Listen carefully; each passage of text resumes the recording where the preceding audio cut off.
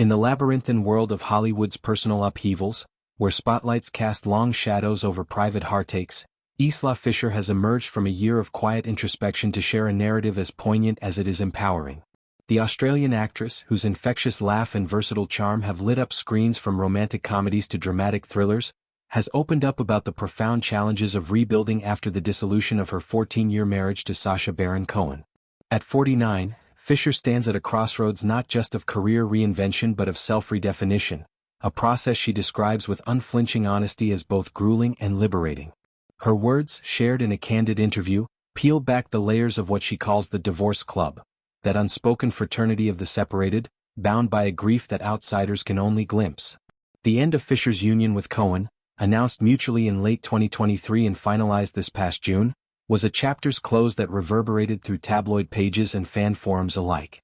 For nearly a decade and a half, the couple had been a portrait of eccentric synergy, Fisher's bubbly wit complementing Cohen's satirical edge, their family life a carefully curated enclave of privacy amid the glare of fame. They share 3 children, daughters Olive, now 18 and dipping her toes into acting waters much like her mother, Sashi, 13 with her equestrian passions, and Alula, 8, the youngest spark in their blended brood. The separation, while amicable on paper, left Fisher navigating the emotional flotsam of co-parenting across continents, her Australian roots pulling against London's pull, where much of their shared history unfolded. It has been a really challenging time, Fisher confesses, her voice in the interview carrying the weight of accumulated nights spent sifting through memories like old film reels. There's a universality to her admission, a nod to the invisible toll of untangling lives intertwined by love, laughter, and the mundane miracles of raising children. The Divorce Club, as she terms it, evokes a secret society where members exchange knowing glances over coffee, their conversations laced with shorthand for the loneliness that seeps in despite crowded social calendars. I definitely feel like there's something about the Divorce Club that anyone in it understands in a way other people don't, she elaborates. It's a different grief. This grief isn't the sharp stab of initial loss but a slow unraveling, thread by thread, of the identity forged in partnership. For Fisher, it meant confronting the woman she was before Cohen, the wide-eyed ingenue from Perth who charmed audiences and wedding crashers, and deciding which parts to reclaim, which to release. Yet amid the ache, Fisher unearths a silver lining, one that speaks to her resilient spirit. I feel like creating a new identity after your divorce is so fun though, she muses, injecting levity into the lament. This reinvention isn't a frantic scramble but a deliberate dance, reflecting on core values long sidelined by family rhythms, setting goals that prioritize her own dreams over collective ones, exploring interests that spark joy independent of another's approval. Over the past 2 years since the seeds of separation took root, Fisher has channeled this energy into her professional pursuits with renewed vigor. She's not just acting, she's curating, a selective return to roles that challenge and affirm. Recent projects, like her turn in the indie drama Backspot, where she embodies a fierce gymnastics coach, showcase a depth that mirrors her off-screen evolution. The film, a gritty exploration of ambition and vulnerability in the world of competitive cheer, allowed Fisher to channel the very tensions of her personal life, the push for perfection amid inevitable falls. This period of focus hasn't been solitary, it's been a deliberate pivot toward growth. Fisher speaks of therapy sessions that feel like excavation, unearthing buried aspirations from her early days in Australian soap operas like Home and Away. There, as a teenager, she learned the rudiments of performance under fluorescent lights, honing a craft that would carry her to Hollywood's A-list. Now, post-divorce, she's revisiting those roots with fresh eyes, perhaps eyeing more Australian-based productions to bridge her heritage with her global footprint. Co-parenting adds another layer to this tapestry, logistics of school runs, holiday splits, and bedtime stories divided by time zones.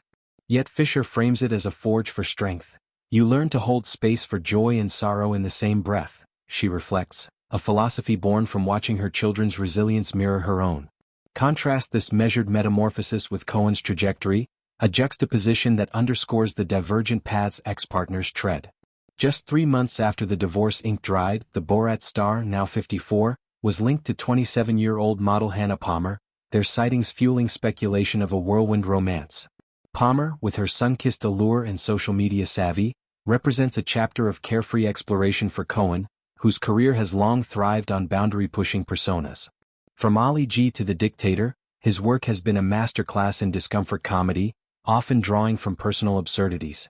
Post-separation, this irreverence seems to extend to his personal life, with reports of cozy dinners and red carpet whispers painting a picture of swift reintegration into singledom's swirl.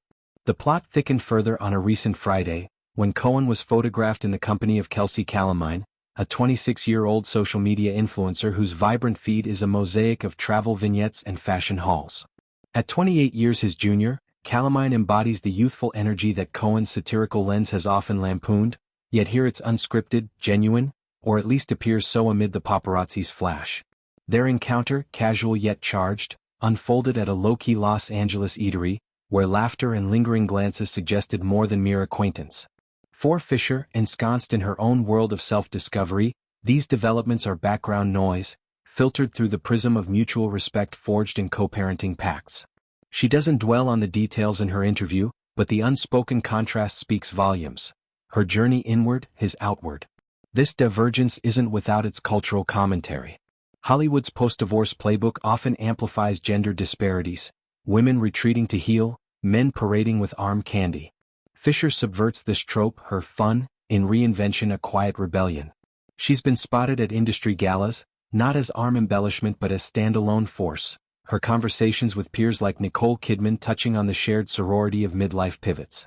Kidman, another Australian export who's navigated splits and successes, offers a blueprint Fisher admires, unapologetic ambition laced with grace. As Fisher looks ahead, her horizon brims with possibility.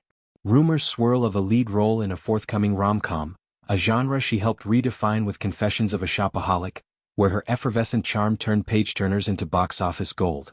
Yet this time the narrative will be hers alone.